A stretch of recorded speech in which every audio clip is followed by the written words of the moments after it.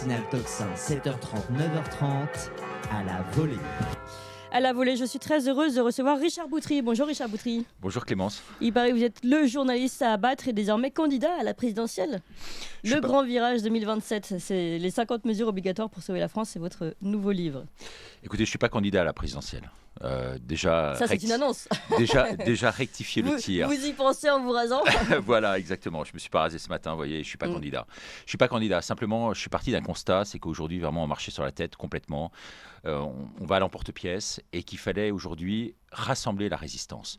Aujourd'hui, la résistance est complètement morcelée, elle est complètement divisée. Ce sont des guerres de chapelle, ce sont des guerres d'ego. On va en parler. Et donc, forcément, aujourd'hui, on se retrouve devant une situation qui est vraiment impossible à vivre. Et je crois que tous les électeurs, et ils sont très nombreux à pouvoir potentiellement nous suivre, ces gens-là ne se retrouvent pas dans la politique actuelle, se retrouvent encore moins aujourd'hui, je dirais presque dans l'opposition, parce qu'ils trouvent que les leaders se tiraillent, les leaders sont divisés, les leaders partent un peu n'importe où.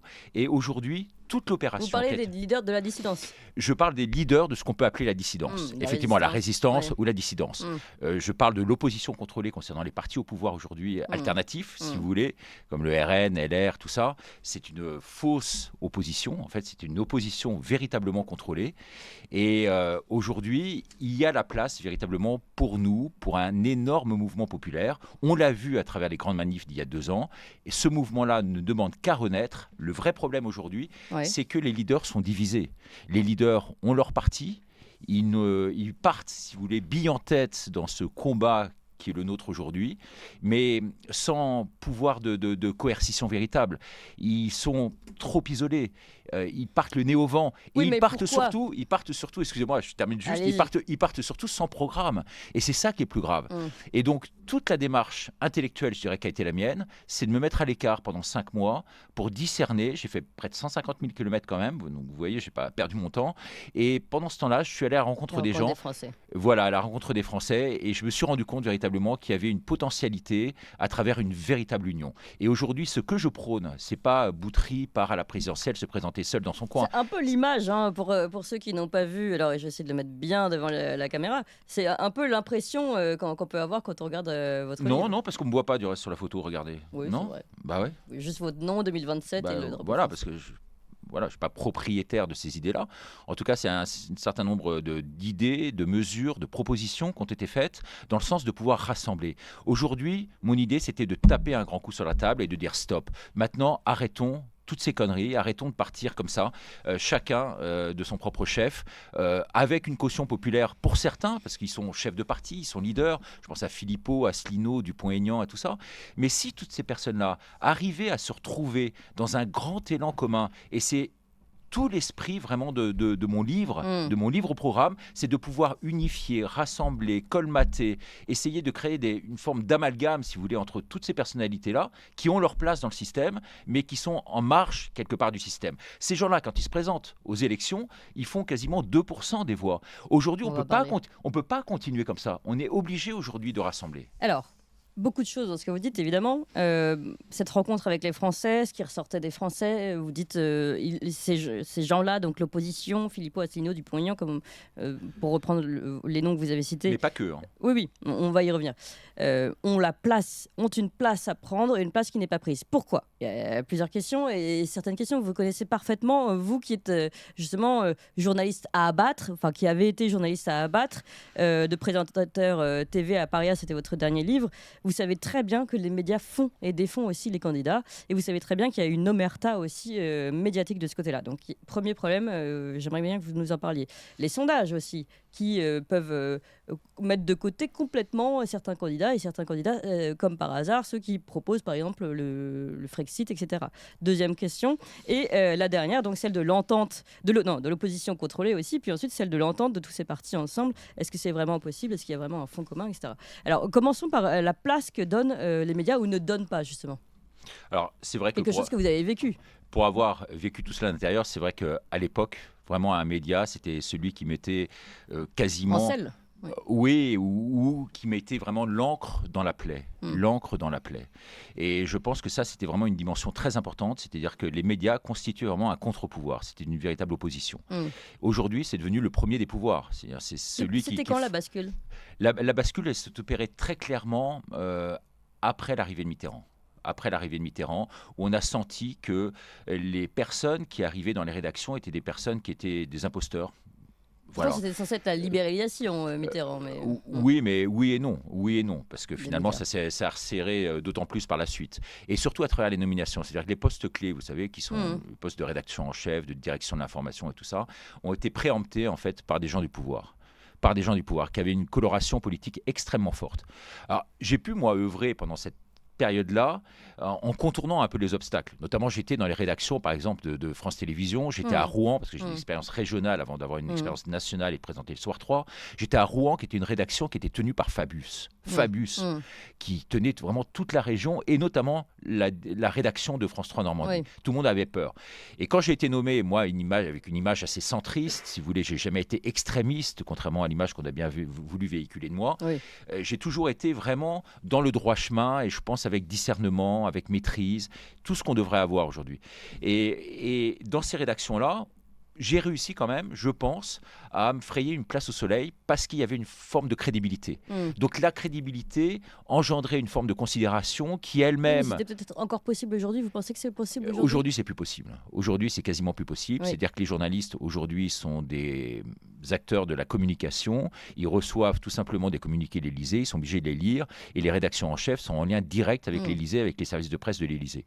Donc non, aujourd'hui, il n'y a plus d'indépendance. On est vraiment dans un pays complètement contrôlé, totalitaire et pas indépendant, si vous voulez. Donc cette souveraineté, cette indépendance, il faut la retrouver au fil du temps. Et les Français que vous avez rencontrés sont-ils dupes de cela ? Est-ce que vous voyez encore beaucoup de Français qui sont, manipulés par les médias, ou beaucoup maintenant ont compris qu'il y avait comme un deuxième vent de paroles, une parole différente à travers notamment les médias en ligne ou les réseaux sociaux ? Alors, les médias en ligne sont malheureusement... Vous êtes peut-être un contre-exemple, parce que c'est vrai que vous êtes né il y a peu de temps et vous commencez à percer. Mais je veux dire, les médias en ligne sont assez confidentiels, il faut bien l'avouer. Vous voyez, quand vous avez 20 000 ou 50 000 ou 100 000 personnes, bon, c'est vraiment très limitatif, si vous voulez. Donc on n'a pas une portée aujourd'hui nationale par rapport aux grandes chaînes de télévision, mais qui baisse énormément. À l'époque où je présentais le Soir 3, par exemple, chaque soir, j'avais à peu près 3 millions de personnes. Aujourd'hui, il y a très peu de journaux, y compris TF1 ou 20h ou France 2 20h, qui ont 2 ou 3 millions de personnes. Vous voyez, aujourd'hui, les chiffres ont énormément baissé. Donc, il y a une sorte de méfiance vis-à-vis des médias, certes, qu'on repère effectivement quand on va dans la France profonde. Il y a une prise de conscience collective qui, effectivement, on nous roule littéralement dans la farine aujourd'hui, mais il n'y a pas pour autant une volonté délibérée de faire changer le système. Pourquoi ? Parce qu'ils n'ont pas la solution, forcément. Parce qu'il n'y avait pas la solution et parce qu'il n'y avait pas de texte, si vous voulez. Aujourd'hui, il faut sortir de la matrice. Ces leaders politiques, dont on citait les noms tout à l'heure, mais pas que. Je disais, je pense que c'est très important. Il ne faut pas qu'il n'y ait que ces leaders-là. Il faut qu'il y ait les leaders des Gilets jaunes, qu'il y ait les leaders des partis citoyens qui se créent un peu partout en France et qui sont absolument admirables. Donc, mon idée, c'est vraiment de pouvoir rassembler le tout autour d'un bureau fort, d'une image de famille. Et comment vous faites pour que ces personnes, je reviens à ma question, soient aujourd'hui entendues, avant de parler de leur alliance même entre eux, pour que ces personnes aujourd'hui qui sont dans l'ombre des projecteurs des grands médias, comment ces personnes font pour percer ? Je rappelle aussi qu'ils n'existent pas dans les sondages, ou très très peu. Bah oui, parce que les sondages sont complètement pilotés par l'Élysée. Vous voyez, on a des anciens ministres qui sont aujourd'hui, Belkacem par exemple, était à la tête de gros instituts de sondage. Donc les 3 principaux instituts de sondage sont complètement commandités par l'Élysée. Ce sont les pouvoirs étatiques qui aujourd'hui sont les principaux clients. Et donc forcément, ils ne vont pas couper la branche sur laquelle ils sont assis, si vous voulez. Et donc... Effectivement. Et vos Français que vous avez rencontrés là, comment justement, déjà ils vous connaissaient vous ou pas ? J'imagine que oui, parce que vous aviez votre renommée. Si vous voulez, vous voulez. C'est à vous de juger, mais venez avec moi et vous verrez. Mais on voit les images, en effet. Vous avez une foule à côté de vous, etc. Mais c'est pas uniquement une foule arbitraire, si vous voulez. Moi, les gens qui viennent me voir, et on continue, même ce matin, en prenant le métro pour venir chez vous, effectivement, j'ai croisé des gens qui me font allez-y, continuez, et tout ça. Donc, c'est vrai qu'il y a un élan populaire. Voilà, moi, je suis pas là pour me mettre en avant. Vraiment, je suis là pour servir, au service d'eux. Je veux qu'on remette vraiment l'église au cœur du village.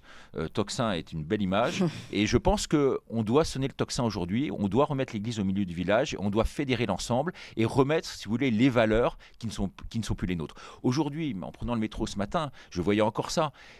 je me retrouve pas dans cette France-là. Ouais. Je veux dire, c'est pas uniquement dans la couleur, je dirais, de la population. C'est dans la physionomie globale, bien sûr. c'est dans les valeurs qui sont soulevées, Ouais. c'est dans l'éducation, c'est dans tout ce qui est aujourd'hui faisait la force d'hier et qui a complètement disparu en un coup de cuillère à peau. Et ça, je trouve que c'est extrêmement dangereux parce qu'on est en train de glisser très doucement vers le tiers-mondisme aujourd'hui. Alors, une question avant de parler de cette alliance des résistants, mais vous inquiétez pas, on va y arriver. Justement, vous dites que le visage de la France a changé. Vous avez montré comment la mainmise a été mise sur les médias. Pourquoi et comment le visage de la France a changé? Est-ce que ça aussi, vous avez senti un point de bascule? Est-ce que vous aussi, vous considérez que finalement, il y a peut-être eu, je sais pas, une influence étrangère ou autre, je ne sais pas, avec des intérêts particuliers qui font que cette France n'est plus la France qu'elle était? Si vous voulez, déjà, on a complètement perdu notre souveraineté à travers l'Europe. Vous en avez parlé dans l'émission précédente, mais c'est vrai que l'Europe a été absolument dramatique à ce niveau-là. L'Europe qui est le bras armé des États-Unis, si vous voulez. Donc déjà, il y a eu une sorte de nivellement par le bas d'un mondialisme commun qui a été déféré aujourd'hui en France et dont nous sommes vraiment les victimes. Aujourd'hui, on n'a plus d'identité, on n'a plus de souveraineté, on n'a plus d'indépendance. Et je pense qu'il faut retrouver une parole extrêmement forte, à la fois en externe, mais également en interne, pour changer les mentalités et faire prendre conscience aux gens qu'il faut sortir de la matrice aujourd'hui. Il n'y a pas d'autre solution que de sortir de la matrice. Et à travers ce livre de 150 pages que j'ai pu faire, mon livre-programme, je montre, si vous voulez, alors à tort ou à raison dans certains points, mais vous verrez que dans le livre, je sais que vous l'avez lu, il n'y a pas de point. Pourquoi il n'y a pas de point? Parce que je demande en fait aux Français de pouvoir collaborer, même si j'aime pas bien sûr ce nom, pour pouvoir imaginer et créer ce livre avec moi. Si vous voulez, c'est un outil de base de réflexion commun qu'on doit avoir pour ensuite se lancer dans la présidentielle. Vous voyez, donc je pense qu'il y a vraiment des mesures qui ont été prises, qui sont des mesures salutaires, de salubrité publique, et qu'il fallait aujourd'hui véritablement changer le système. Oui. Il n'y a pas d'autre solution que de changer le système, que d'écrire un programme, que de créer en fait une union entre les résistants, entre les dissidents. Alors, le programme, disons, la réflexion que vous avez menée, vous arrivez quand même à la création de la 6e République. C'est pour ça qu'il faut vraiment... Alors, je pense que la République, si vous voulez, en tout cas la 5e qui a été créée sous De Gaulle, aujourd'hui est complètement obsolète. Elle est désuète. Elle n'a plus... C'est plus celle de De Gaulle. Voilà. Elle avait été conçue à l'époque pour pouvoir, avec des ramifications énormes, permettre de conserver en fait le pouvoir, d'avoir un pouvoir présidentiel qui était assez fort, mais avec quand même des contre-pouvoirs. Voilà, et des contre-pouvoirs. Et la démocratie en Amérique. Exactement. Et ces contre-pouvoirs aujourd'hui n'existent pas. Donc, si vous voulez, il faut casser le système et en recréer un autre. Alors, est-ce qu'il faut revenir à la monarchie? Ça serait complètement illusoire, même si la monarchie a tenu pendant 1000 ans, alors que la République a tenu pendant 300 ans. Et on voit à travers différents régimes et combien de régimes il y a eu.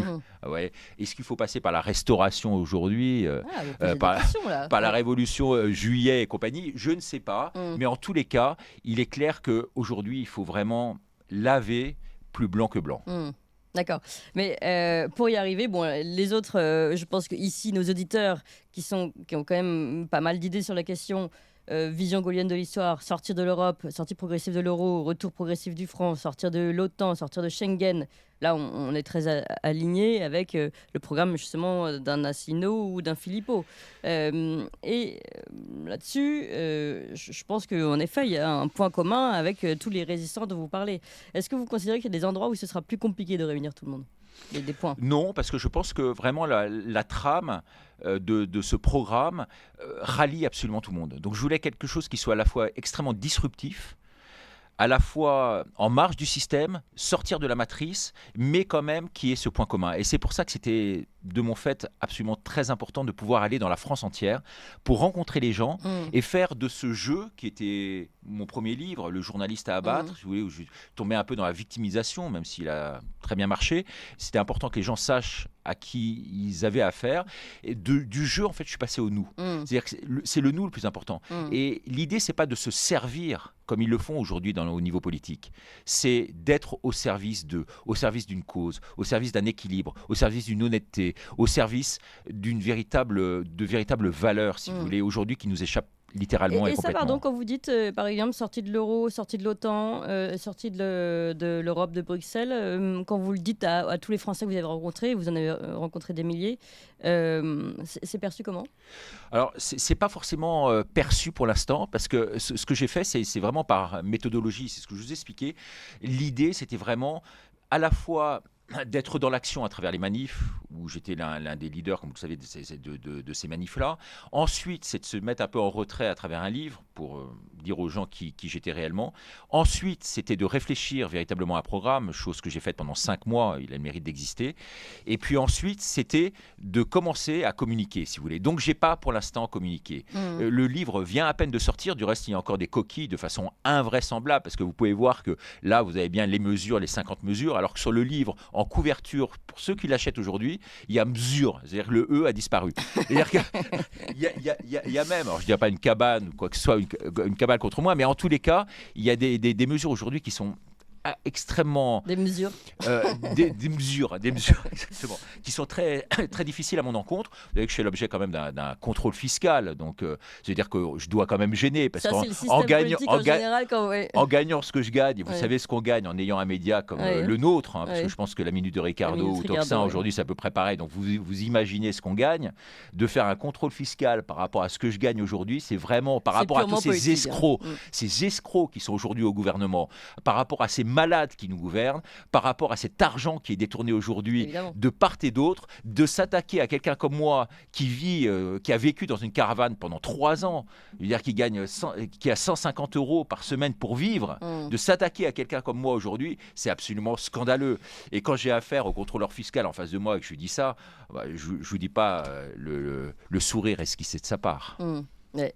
Non, mais ça, c'est très important ce que vous dites, en fait. C'est bien le problème, c'est qu'aujourd'hui, entre guillemets, les ennemis de l'intérieur, on a vu d'ailleurs les dernières annonces, maintenant, ça va être, vous faites le jeu de Poutine, donc on va pouvoir avoir des sanctions contre vous. Peut-être même que nos médias seront fermés demain. Donc, Ils le sont déjà. Vous savez, j'ai la Minute de Ricardo, donc les gens sont abonnés. Donc effectivement, j'ai un système d'abonnement, un peu comme vous, comme Guy, en parallèle.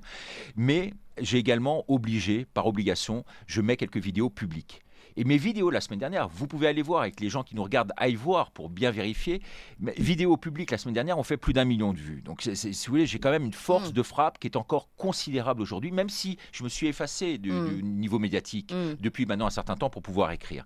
Et malgré tout, aujourd'hui, vous avez quand même beaucoup vu, vous étiez très actif pendant la période de Covid. Il y a beaucoup de gens qui se sont réfugiés aussi dans vos propos, dans vos réunions. Oui, parce que si vous voulez, d'abord, je ne sais pas si c'est parce que les gens m'apprécient ou pas, c'est parce que les gens trouvaient en moi un sens à leur combat, si vous voulez. Je symbolisais un peu avec Natacha, qui est mon amie et qui nous écoute là ce matin, qui m'a toujours suivi, même dans les moments extrêmement difficiles, si vous voulez, où j'ai absolument tout perdu, où je vis sans argent et sans rien. C'est une femme qui m'a suivi pour ce que j'étais et ce que je représentais. Et derrière elle, je pense qu'il y a énormément de Français qui se retrouvent dans mon combat, qui est un combat pour la justice, dans lequel je gagne rien, des espèces de salopards qui sont permis où j'ai tout perdu. Parce que quand vous lisez le Figaro Magazine de la semaine dernière, vous ouvrez le Figaro Magazine, ou Figaro Madame, ou je sais pas quoi, vous ouvrez et vous voyez mon domaine que j'avais à Bordeaux. J'avais un domaine à Bordeaux et Guy qui me connaissait avant et les directeurs et tout ça d'ici qui me connaissaient avant savaient tout l'argent que j'avais avant. J'ai tout perdu dans ce combat, absolument tout. Je cherche pas à faire pleurer. À partir de quand tout a basculé en fait extrêmement durement dès lors où j'ai perdu le contact avec le public parce que ils ont mis une opposition contrôlée auprès de moi, intégrée dans mes propres équipes. C'est-à-dire que j'ai eu des types qui m'ont suivi pendant tout un temps et qui étaient chargés de s'occuper à la fois de communication, à la fois de la promotion, à la fois de un peu service d'ordre. Je ne suis pas une personnalité marquante, je ne suis pas Johnny Hallyday, je n'ai pas besoin de me trimballer avec 10 gardes du corps.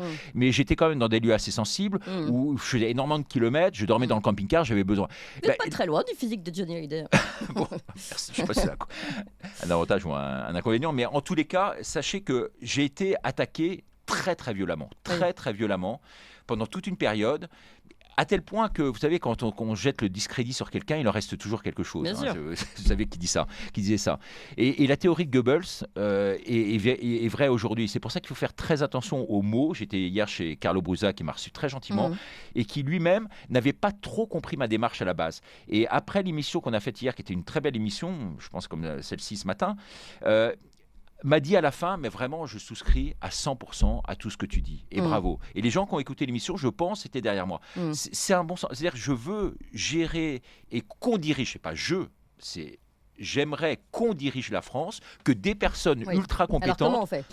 Parce qu'aujourd'hui, vous l'avez dit vous-même, contrôles fiscaux, omerta médiatique. Écoutez, je n'ai pas de papier en France, je n'ai pas de banque en France, je suis contrôlé, j'ai été convoqué par la police. Si vous voulez, c'est impossible. Mais comment on fait pour moi. Résister aujourd'hui quand on est un ennemi, entre guillemets, du gouvernement ou de majorité ? Je vais vous dire, Clémence, et comment ils font ? Je vais vous dire, Clémence, c'est ça qui m'aide à résister. C'est ça qui m'aide à résister. Et si je n'avais pas ça sur mon cœur à longueur de temps et à prier et à être en lien avec le ciel, avec les valeurs spirituelles qui sont les miennes aujourd'hui, et je remercie ma grand-mère que je cite très souvent dans mes minutes pour ça, si je n'avais pas ça, aujourd'hui je ne serais plus là, tout simplement. Alors j'ai 5 enfants, pour eux effectivement, mes enfants se retrouvent dans mon combat du reste. Je dirais, même s'ils ne souscrivent pas à tout ce que je dis et qu'ils sont très peinés de voir la situation dans laquelle je vis, parce qu'ils la connaissent, ma véritable situation de vie au quotidien, qui est une situation ultra difficile, comme vous pouvez l'imaginer. Quand on avait un domaine à Bordeaux et qu'on était sous le feu des projecteurs, qu'on était à la télévision pendant 25 ans sur le mainstream, qu'on faisait vous imaginez bien, et qu'on se retrouve avec à peine de quoi payer un ticket de métro pour venir ici, ça devient très difficile. Mais j'ai rien, mais à la fois j'ai tout. Et c'est ce qui est extraordinaire en fait dans ce combat. Pour rien au monde, j'aurais aimé ne pas vivre ça finalement. Vous voyez ce que je veux dire ? Parce que les amis que j'ai... Vous n'êtes pas le premier à dire ça. Le professeur Perron, par exemple, qui a aussi vécu l'infamie, tout ça. Alors, il a peut-être pas eu la dégradation financière que vous avez vécue, mais malgré tout, il a vécu aussi l'opprobre, comme disent certains. L'opprobre. Mais voilà, l'infamie, etc. Et il dit, mais je ne regrette absolument pas ce combat que je mène aujourd'hui, parce que je me bats pour la vérité. Oui, alors lui c'est vraiment une autorité sublissime, suprême et tout ça, donc voilà. Mais il n'a jamais été attaqué, je veux dire, de l'intérieur même. Contrairement à moi, si vous voulez, alors je ne sais pas si vous êtes énormément dans ces mouvements-là, mais il y a toute une part des gens qui sont même dit à un moment donné ce qui ne serait pas de l'opposition contrôlée et ce qui ne serait pas franc-mac. Mais vous vous rendez compte d'imaginer que moi je sois franc-maçon, alors que j'ai lutté toute ma vie contre la franc-maçonnerie. Parce que je pense que le mal principal aujourd'hui, qui est inséré dans nos sociétés, c'est la franc-maçonnerie, qui est le bras armé en fait d'une certaine religion, qui aujourd'hui utilise toutes les lois bioéthiques, si vous voulez, pour... notamment les lois bioéthiques. La religion progressiste, vous voulez dire ou... la religion covidiste, vous voyez ce que je veux dire. C'est une forme de philosophie, si vous voulez, qui est ultra présente et qui s'est insérée dans les contours de notre dissidence et notre résistance, et qui aujourd'hui, en tout cas au niveau étatique, paralyse la France. C'est-à-dire qu'aujourd'hui, on ne peut pas voter une loi sans passer par la rue Cadet, sans passer par le Grand Orient ou sans passer par autre. Et ça, c'est vraiment un système que je combats mordicus, dur comme fer, et que c'est un... Pourquoi je combats ? Pourquoi je le combats ? C'est tout simplement parce que c'est à cause de ces mouvements philosophiques-là qu'on a tué la religion aujourd'hui, qu'on a tué la religion, et qu'on nous monte les religieux les uns contre les autres, les chrétiens contre les juifs contre les musulmans. Et donc aujourd'hui, on fait de la religion l'ennemi public numéro 1 aux yeux de tout le monde, et derrière tout ça, on dissipe absolument toutes les valeurs qui étaient véhiculées. La religion, mais avec tout ce qui est transcendance, en fait, et identité, parce que ça va ensemble. Exactement. Et tous les pays aujourd'hui qui s'opposent à l'occidentalisme, à l'américanisme, on va dire, ce sont ces pays qui aujourd'hui revendiquent leur propre religion et leurs valeurs. Exactement. La Russie, la Chine, les Africains, exactement. Moyen-Orient. Exactement. Alors justement, puisque vous parlez de l'Afrique, souvent on me dit, mais vous savez, c'est impossible aujourd'hui, vous êtes dans une situation où véritablement vous êtes quasiment emprisonnés, sous surveillance de partout, cadenassés, verrouillés. Vous ne pouvez pas faire sauter ce verrou-là. C'est complètement illusoire que de le penser. Donc, il faut finalement se résigner, il faut finalement abandonner. Alors, d'abord, moi, dans l'âme, je suis un véritable résistant et je l'ai toujours été. Et ma résilience de vie a montré que je pouvais aller au bout de ce combat et j'irai au bout de ce combat. Ça, c'est la première chose. Et puis, secondo, on a quand même des exemples ultra parlants aujourd'hui. On parlait de l'Afrique. Vous voyez ce qui s'est passé au Sénégal, par exemple. Faye, qui a été élu aujourd'hui président du Sénégal, c'est un type qui, a 6 mois, n'existait pas sur la scène politique. Il n'existait pas. Personne ne le connaissait. Alors, on va dire, oui, mais c'est le Sénégal, c'est l'Afrique. Quelle honte. Moi, j'ai vécu au Sénégal pendant 7 ans. Je peux vous dire que c'est un pays d'abord extrêmement puissant, qui a des règles qui sont les règles internes, avec des castes qui sont très difficiles à contourner, avec un verrou de l'Occident qui regarde forcément l'Afrique aujourd'hui, en plus avec un œil extrêmement aiguisé et vorace, intéressé. Et donc derrière tout ça, ce qui se passe au Congo. Exactement, Congo, ouais. Et c'est vrai qu'aujourd'hui, le Sénégal est un très bel exemple de quelqu'un qui était complètement inconnu il y a un certain temps et qui aujourd'hui a réussi à percer et à devenir président. On est à la barbe de tous les caciques du pouvoir. Donc ça, c'est absolument sublime. Vous avez d'autres images plus proches de nous, mais on pourra en parler cette fois-ci ou une autre fois. C'est effectivement l'AfD en Allemagne, que moi je regarde d'extrêmement près, un mouvement considéré comme extrémiste aujourd'hui. C'est un mouvement qui, il y a 8 ans, n'existait absolument pas et qui, au moment du Covid, a pris le contre-pied de toutes les mesures gouvernementales et étatiques. Aujourd'hui, le parti qui est au pouvoir, qui n'est pas une partie, mais qui est une véritable coalition, a crédité de 12% des voix, d'accord, avec Scholz qui est à sa tête, sorte de Premier ministre, si vous voulez.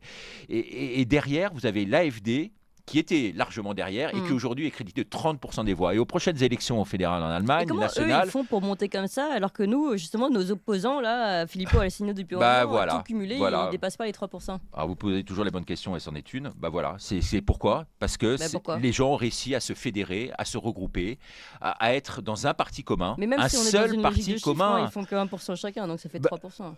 Oui, je parle des européennes. Mais... Non, mais vous voyez, à Dupont-Aignan, il a quand même fait autour de 8-9%. Je veux dire, Asselineau, c'est quelqu'un qui peut faire autour de 6 ou 8%. Non, donc si vous faites ici, 9, il n'a pas trop envie de s'allier avec les autres, visiblement. Il ne veut pas s'allier, mais c'est malheureusement, et je vais aller à sa conférence de presse après, que je sois invité ou pas, bon, c'est un ami, j'ai participé à plusieurs de ses défilés et tout ça. Vous allez réussir à lui... Je ne sais pas, mais en tout cas, je vais lui donner mon programme, je vais lui demander, et s'il ne veut pas venir s'asseoir à la table des discussions avec tous les autres. Et j'aimerais qu'il y ait un type comme Philippe de Villiers, par exemple, qui soit bien sûr là. Moi, Philippe de Villiers, honnêtement, en le regardant tous les vendredis soirs, pour moi, c'est un type, mais on aimerait... un beau représentant. On aimerait, mais le meilleur d'entre nous aujourd'hui, on disait ça de Juppé pendant tout un temps, mais s'il daignait aujourd'hui revenir à la politique, à nous enseigner, ou même rester un peu, s'il ne veut pas être sur le devant de la scène, mais un peu en retrait, et venir avec nous aider à participer, parce qu'il a cette culture politique, il a ce recul et il a cette histoire qui est en lui. Et puis c'est un sublissime maître d'œuvre, si vous voulez, à travers ce qu'il a fait avec le Puy du Fou et tout ça, qui vient d'être couronné aux États-Unis, César de l'année des spectacles. Vous voulez réunir qui autour de votre table ? Autour de ma table, j'aimerais réunir... Philippe de Villiers, Asselineau. Voilà, donc les différents, Filippo, Dupont-Aignan, Philippe de Villiers, le petit-fils du général de Gaulle. Donc ça, c'est, je dirais, côté un peu institutionnel. J'aimerais avoir également... Et vous pensez y arriver ? J'aimerais également avoir... Excusez-moi, je termine juste parce que là, c'est qu'une partie. La deuxième partie, c'est effectivement toutes les têtes de la résistance qui ont émergé pendant le combat, à qui il faut rendre grâce de tout le combat qu'ils ont fait, les Fouché, Henrion-Caude et tous ces gens-là, qui sont des gens absolument fantastiques. Exactement, qu'on aimerait aujourd'hui pouvoir associer en fait à ces démarches. Et puis, vous avez ceux qui pourraient être considérés au vu des gens comme étant plus petits, mais qui ont leur voix à faire entendre. Ce sont les mouvements citoyens et ce sont les Gilets jaunes. Moi, les Gilets jaunes, ça a été le cœur de tout mon combat aujourd'hui. Le jaune, pour moi, est une couleur que vous portez et que vous arborez. C'est vrai, je pas fait exprès. D'ailleurs, vous dites dans votre programme, faire sortir, je ne le retrouve plus, mais faire sortir les Gilets jaunes des prisons. Alors, j'imagine que c'est aussi imagé.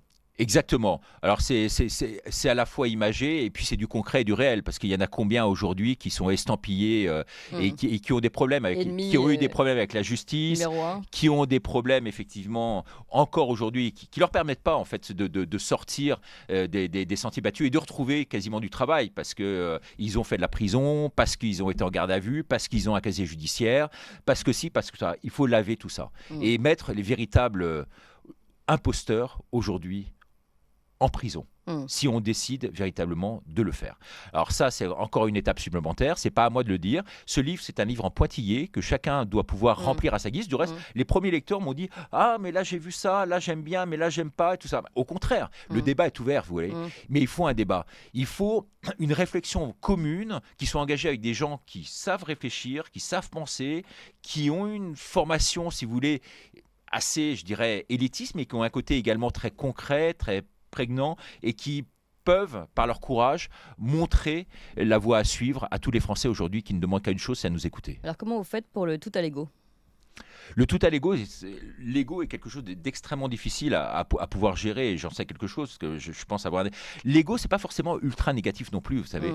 Si on n'a pas de considération pour soi, on ne peut pas avoir de la considération pour les autres. Donc déjà, avoir une belle image de soi. Et une belle image de soi, ça se forme, ça se forge, ça se travaille. Étant fier de son propre travail, peut-être aussi. Être fier de son propre travail, vous voyez, c'est pas de l'image purement physique, parce que c'est qu'une enveloppe, mais c'est surtout l'image qu'on a intérieurement, c'est-à-dire pouvoir éliminer toutes les scories qu'il y a en nous, essayer de retrouver à travers la foi peut-être cet équilibre de vie que l'on a et cet alignement, je pense, qui est extrêmement important, mais il faut quand même aussi une certaine forme de résilience. Et la résilience vient par l'ego.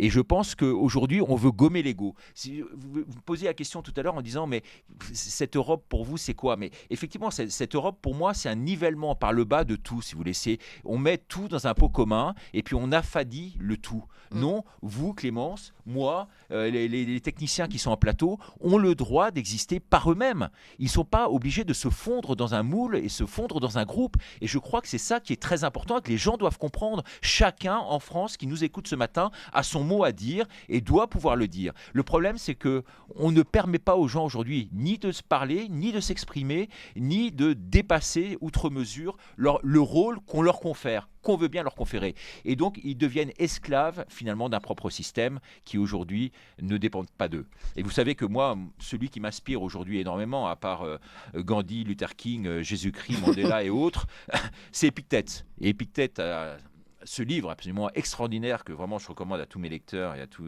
ceux qui nous regardent, c'est ce qui dépend de nous et ce qui n'en dépend pas. Donc aujourd'hui, il faut s'atteler à ce qui peut dépendre de nous. Oui. Et notamment la volonté politique aujourd'hui dépend de nous. Et c'est pour ça que j'ai écrit ce livre de 150 pages.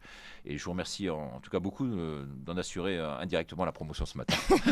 La promotion et surtout la promotion du projet plus que du livre. Puisqu'on l'a bien exactement, mais derrière le projet, il y a ce livre. Parce que si vous voulez, soit on part sur du vent, quel est le programme ? Vous avez demandé ou pas à ces gens qui se présentent, qui partent aux élections ? Qu'on a reçu, on a demandé. Oui, mais... alors quel est le programme concret ? Est-ce qu'il y a 150 pages de réflexion derrière tout ça, sur toutes les mesures, les détailler, essayer de partir d'un état des lieux, essayer de corriger le tir ? Comment sortir de la matrice ? Il faut déjà démontrer ce qui ne va pas. Alors comment sortir de la matrice ? Sortir de la matrice, vous voulez dire... C'est quand même, pour moi, c'est le problème numéro 1 pour pouvoir mettre en application son programme et éventuellement même être entendu par les Français si on veut encore fonctionner par un système de vote. Comment on sort de la matrice ? Alors déjà, en refaisant entendre la voix de la France dans le monde. Donc ça concerne l'externe. C'est-à-dire qu'aujourd'hui, il y a une voix qui est complètement affadie. Aujourd'hui, on est blacklisté, on est vraiment moqué, on est vilipendé. La parole présidentielle n'a plus aucune voix, celle du ministre des Affaires étrangères, je dirais encore moins. On a vraiment des pitres, excusez-moi l'expression, aujourd'hui au pouvoir. On a des gens qui sont des gens de la com, qui sont des gens du fake, qui sont des gens qui... Du vide. Alors bien sûr, on dit qu'ils présentent bien. On dit qu'ils présentent bien, mais quand vous les voyez en réalité, ils présentent même pas bien. Vous voyez ce que je veux dire ? Il n'y a rien derrière. C'est une coquille vide qui aujourd'hui dirige notre pays, qui ont été nommés, qui sont à la solde de qui on sait. On va pas revenir là-dessus. Vous connaissez ça encore mieux que moi. Et voilà. Et on a des pantins, si vous voulez, qui se permettent non seulement de diriger l'ensemble, mais en plus d'instrumentaliser le reste. Et c'est ça qui est extrêmement difficile. Et si vous voulez, au niveau international et au niveau national. Et au niveau national, si vous voulez, c'est de redonner à la fois puissance, droit, légitimité et action au pouvoir régalien, si vous voulez, le pouvoir régalien qui n'existe pas. Les élections, vous pensez que les élections peuvent encore fonctionner avec tous les biais dont on a parlé tout à l'heure ? Alors, Ça, c'est effectivement la vraie question. Mais si on sort aujourd'hui de la République, il va bien falloir aujourd'hui se mettre autour d'une table et de renverser la table en quelque sorte. Donc renverser la table, ça passera par quoi? Ça passera peut-être par un pouvoir de transition. Et ça, je pense que ce pouvoir de transition, autoritaire, vous voulez dire, c'est un pouvoir de transition. Et je crois beaucoup, moi, en ce pouvoir de transition. Vous savez, ce qu'a fait le général de Gaulle, rappelons-le d'ailleurs. Peut-être. Alors c'est vrai que j'ai suivi moi énormément toutes les conférences de presse et tout ça du général de Gaulle. J'ai lu tous ses livres et tout ça. Et c'est vrai que derrière lui, il y avait une voix de la France, il y avait une réflexion, il y avait une sorte de si vous voulez, de discernement sur tout ce qu'il disait. Il parlait beaucoup plus lentement que moi. Chaque mot était compté, chaque mot avait son poids, avait sa force. Et c'est ça qui faisait en fait la puissance de son discours, de son langage. Parce que c'était un langage qui était fondé, qui était juste. Et ce qu'il faut retrouver aujourd'hui, c'est une certaine forme de justesse. Je ne demande pas de révolutionner l'ensemble, bien entendu, parce qu'on n'y arrivera pas tout de suite. Mais il faut sortir de la matrice, retrouver une certaine justesse et une certaine discipline. Et les droits doivent s'accompagner, pour répondre à votre question directement, de devoirs. Aujourd'hui, on a des droits qui n'en sont pas. On est dans un régime de non-droit. Mais encore plus grave, on n'a pas de devoir. Et aujourd'hui, on doit remettre le devoir au cœur du système. On doit se battre pour un idéal, pour des valeurs, pour la patrie. Et je pense que tout cela, aujourd'hui, on l'a perdu. Et les gens qui sont ici chez nous aujourd'hui sont des gens qui sont intégrés, mais qui ne sont pas assimilés. Et entre l'intégration et l'assimilation, il y a une chose qui est complètement différente. Et j'aimerais que la population, qui soit une population extrêmement bigarrée que l'on voit aujourd'hui, soit une population qui soit assimilée, qui aime la France comme moi j'aime la France, et comme vous aimez la France, et comme nos grands-parents se sont battus pour la France. Si nos grands-parents aujourd'hui voyaient ce qui se passe, je pense qu'ils se retourneraient dans leur tombe. Oui, moi j'ai des grands-parents qui voient ce qui se passe et qui se retournent tout court. Merci de signaler que vous êtes plus jeune que moi. Merci. non, mais alors, pour revenir à intéressant, vous parliez de gouvernement de transition. Ça veut dire quoi ça? Parce que pour moi c'est un élément clé quand même de ce qui doit se passer peut-être. Enfin, on a vu la révolte des agriculteurs, on a entendu nous des agriculteurs dire la prochaine fois, on verra bien, mais nous on a des tracteurs avec des lames. S'il faut, on ira jusqu'à là parce qu'aujourd'hui, on ne se fait plus entendre. Et derrière ces agriculteurs, beaucoup de Français, finalement, espéraient, à travers cette révolte, que quelque chose se passe. On a l'impression que beaucoup attendent que quelque chose se passe, même peut-être quelque chose d'un peu, on va dire, un peu musclé, comme ça a été le cas avec les Gilets jaunes. Alors, est-ce que c'est ça qui doit se passer, justement, une espèce de révolte populaire, musclée, s'il le faut, ou est-ce qu'on peut entamer une transition autrement? Est-ce que l'armée doit se réveiller également? Qu'est-ce que vous en pensez? Alors, il y a trois choses dans ce que vous dites. La première chose, c'est concernant les agriculteurs. Concernant les agriculteurs, c'est vraiment une population de laquelle je me sens extrêmement proche et qui est très très proche de moi, pour rien vous cacher. Parce que j'ai fait énormément de vidéos qui ont engendré la coupure de tous mes comptes. Sur ces espèces de tours, je ne vais pas donner le nom ici parce que ça risque de sauter, la chaîne risque de sauter. Sur ces tours, vous voyez, qui fleurissent un peu partout en France, vous voyez, avec le vent autour, vous voyez, pas besoin de rentrer trop dans le détail, mais pour que les gens comprennent bien. Ces tours aujourd'hui, qui ont la taille de la tour Montparnasse, figurez-vous, de la tour Montparnasse, qui fleurissent un peu partout. Pourquoi elles fleurissent un peu partout? Parce qu'aujourd'hui, il y a des intérêts économiques derrière. Les intérêts économiques derrière. Les gens sont dans des hamacs et récoltent l'argent. Et vous savez ce qu'ils sont prêts à faire, ce qu'ils vont faire aujourd'hui avec les maires de France, parce que je connais le milieu agricole. J'ai 3 personnes notamment. J'ai Marco, j'ai Valérie, et j'ai quelqu'un qui va venir sur un autre plateau sur lequel je suis invité ce soir, Monsieur Offray. Vous irez voir leur nom et vous allez voir ce qui sort. Aujourd'hui, ces gens-là qui dirigent ce système-là vont voir les maires de France en disant, pour une simple étude, monsieur le maire, pour une simple étude, vous avez le droit à 20 000 euros si vous acceptez par tour, qui font 200 mètres ou 280 mètres même, je crois, de haut. Et qui provoquent des nuisances, non seulement qui ne produisent rien, quasiment rien en termes d'énergie, qui ne sont que beaucoup, en tout cas, de corruption, mais en plus qui provoquent des nuisances qui sont désormais avérées, non seulement du bruit, mais des réactions physiques des animaux et des hommes. Des animaux, et vous le dites, et c'est ça le plus grave. C'est-à-dire que ces gens qui sont basés autour, dans un périmètre, je ne vais pas te donner le nombre de kilomètres, mais qui existe autour, voient leurs troupeaux le matin c'est les plus sensibles, éliminés les unes après les autres. Et même l'eau est contaminée, si vous voulez. Donc les vaches ne se nourrissent plus, ne boivent plus, ne produisent plus, et aujourd'hui meurent lentement et à petit feu. Et le matin, quand ils se lèvent, ces gens-là, ils regardent leurs troupeaux et ils se disent, mais combien de bêtes seront mortes pendant la nuit? Et c'est absolument dramatique. Et vous savez ce que m'avait expliqué un agriculteur à ce sujet? En fait, avant, autrefois, comme on disait, on laissait la vache, pour savoir où construire une maison, on laissait la vache sur un terrain et on regardait où elle allait brouter. Parce qu'en fait, la vache est extrêmement sensible, elle le sent plus que nous, c'est pour ça qu'elle est plus sensible ici aux éoliennes. Et finalement, c'était un peu notre repère, c'était un peu notre vigie. Aujourd'hui, Exact. la vache qui meurt devant les éoliennes, c'est notre vigie. C'est notre alerte. Exact. Ouais, c'est exactement ça. Et aujourd'hui, on fait mourir l'agriculture, comme on fait mourir l'industrie, comme on fait mourir la technologie, si vous voulez, qui étaient les 3 piliers finalement de la France Et d'après-guerre. donc un réveil musclé, pour revenir à ma question. Et il faut un réveil extrêmement musclé. Il faut déjà refonder, si vous voulez, le territoire. Et je pense qu'à travers le schéma qui est le mien, c'est pour ça que c'est très difficile de rentrer. Et je vous remercie de ne pas être revenu dans le détail dans toutes ces mesures, parce que ces mesures, en fait, n'engagent que moi pour l'instant. Et je demande que ça soit un travail collectif et que ça soit un document de base, si vous voulez, qui ne demande qu'à être enrichi. Je ne touche rien avec ce document. Vous pensez bien, il est vendu 9,50 €. C'est le prix de l'édition, de la mise en page, de la promotion et de je ne sais pas quoi. Donc, je gagne 0. Donc, je n'avais aucun intérêt à faire ça. C'est un document, en plus, très dangereux pour moi, ultra clivant, parce que forcément, par rapport à la politique gouvernementale menée aujourd'hui et par rapport à toutes les mesures qui sont prises à mon encontre, vous savez bien que j'avais aucun intérêt à faire ça, sinon dans un souci de bien collectif. Et je pense que c'est ultra nécessaire de pouvoir reconcevoir. Et dans ce concept général, il y a une place qui est très importante, qui est accordée notamment aux provinces. C'est-à-dire qu'aujourd'hui, on a 13 régions qui sont dessinées de façon complètement arbitraire, qui ne fonctionnent pas.